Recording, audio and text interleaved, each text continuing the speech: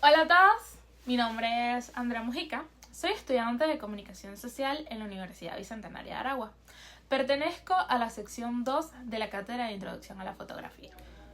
¿Alguna vez te has detenido a pensar qué es realmente una fotografía?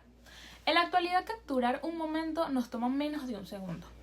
Solo basta con sacar el teléfono del bolsillo, presionamos la pantalla y listo, congelamos la realidad. Pero hubo un tiempo en que congelar un instante parecía un acto de magia negra o una absoluta imposibilidad científica. Para que hoy podamos registrar nuestro mundo en imágenes de forma tan cotidiana, la historia tuvo que cruzar un puente complejo de experimentos, rivalidades y química en pleno siglo XIX. Para entender este proceso es necesario realizar un viaje cronológico a través de una línea de tiempo, que dio origen a la fotografía, de la mano de sus tres grandes pioneros, Joseph Niepce, Louis Daguerre y William Henry Fox Talbot. Pero más importante aún que la técnica, analizaremos cómo este invento mecánico terminó transformando y salvando, paradójicamente, la historia del arte moderno. Esta línea de tiempo arranca oficialmente en el año 1826 en Francia. Aquí conocemos al primer eslabón de esta historia, Joseph Niepce. Él no era pintor, era un terrateniente e inventor impulsado por una obsesión.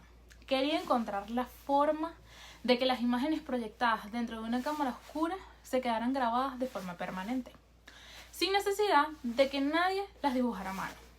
Tras años de ensayo y error, logró un hito, la primera fotografía de la historia que aún se conserva, la cual se titula Vista desde la ventana en Legras. Su técnica se bautizó como la heliografía, que literalmente significa dibujo del sol. Para lograrlo, utilizó una placa de metal recubierta con betún de Judea, una sustancia química que se endurecía al recibir la luz del sol.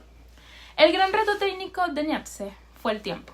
Esa pequeña e imperfecta imagen requirió la asombrosa cantidad de 8 horas de exposición. Por eso, si se analiza la imagen con cuidado, las sombras parecen moverse y la luz del sol ilumina ambos lados de los edificios. El sol hizo su recorrido natural mientras la foto se cocinaba de forma lenta. De este modo, Niepce sabía que su proceso era demasiado lento para ser comercial. Así que se asoció con un pintor y escenógrafo muy astuto, Louis Daguerre.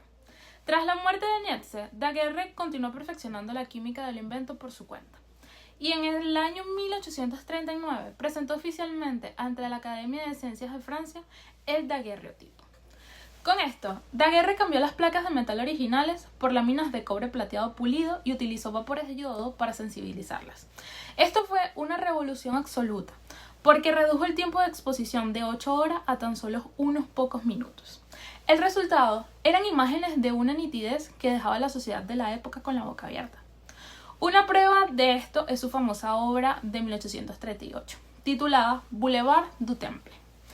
En ella, las calles de París se ven completamente vacías porque la gente y los carruajes se movían demasiado rápido para la velocidad de la cámara. Sin embargo, en una esquina de la calle, un hombre se quedó completamente quieto el tiempo suficiente para que le limpiaran las botas, convirtiéndose, sin saberlo, en el primer ser humano fotografiado de la historia. El daguerreotipo fue un éxito comercial rotundo, aunque tenía un límite técnico muy claro. Cada foto era una pieza única en metal y no podían hacer copias de ella.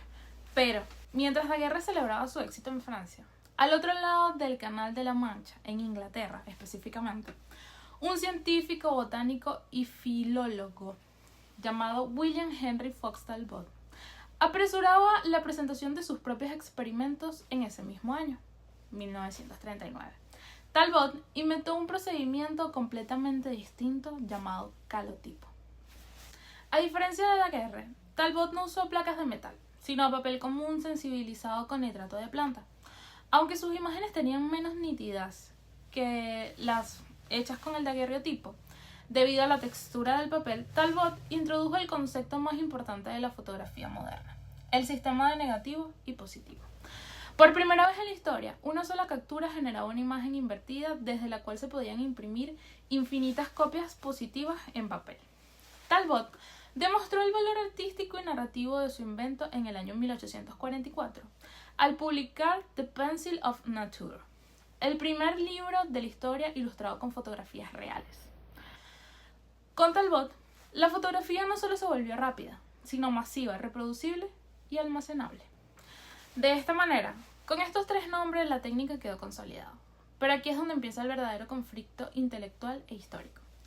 Durante gran parte del siglo XIX, la comunidad artística rechazó de forma tajante la fotografía. Intelectuales y críticos de la cultura afirmaban que la fotografía era la peor enemiga del arte. El argumento era que se trataba de un proceso puramente frío, científico y mecánico. Decían que el mérito de la imagen era de la máquina y de las leyes de la física, no del alma o la destreza del ser humano. Para defenderse y buscar el estatus de artistas, los fotógrafos de la época crearon un movimiento llamado pictorialismo, donde desenfocaban las fotos a propósito o alteraban los negativos manualmente para que las imágenes parecieran pinturas tradicionales. Pero la fotografía no necesitaba imitar a la pintura para ser considerada un arte. De hecho, vino a transformar el panorama artístico global cumpliendo un papel liberador. Antes de 1839, los pintores tenían la obligación social de ser espejos de la realidad.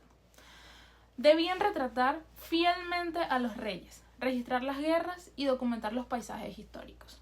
Al aparecer la cámara y hacer ese trabajo de registro de forma perfecta y rápida, la pintura quedó libre por primera vez en la historia. Gracias a la fotografía, los pintores pudieron dejar de preocuparse por imitar el mundo exterior y empezaron a explorar el color puro, las formas abstractas y las emociones humanas más profundas. Esto dio vida a las grandes vanguardias del siglo XX, como el impresionismo, el cubismo y el surrealismo. Asimismo, la fotografía demostró que es un arte en sí misma por su intencionalidad. Una gran fotografía nunca es un accidente de la máquina. El fotógrafo es un artista porque toma decisiones creativas e intelectuales constantes antes de presionar el botón, ya que decide el encuadre, es decir, qué parte del mundo decide mostrar y qué deja fuera de la mirada del espectador. Controla la luz para construir atmósferas dramáticas, misteriosas o melancólicas, y plasma una mirada autoral única. La cámara es simplemente la herramienta, el pincel moderno. El arte reside en la mente y en el concepto de quien decide congelar el instante. En conclusión, lo que comenzó en 1826 como un tosco experimento químico en la ventana de una finca francesa de la mano de Niepce, y que luego Daguerre y Talbot perfeccionaron en 1839, aportando nitidez y multiplicidad, terminó cambiando de forma radical las reglas del juego de la cultura humana. La fotografía no solo democratizó el acceso a la estética y a la memoria visual de las personas comunes, sino que redefinió para siempre el concepto de creatividad. Arte no es solo la destreza de dominar un pincel sobre un lienzo. Arte es la capacidad de interpretar el mundo que nos rodea, de suspender el tiempo y de obligar al espectador a conmoverse a través de una mirada.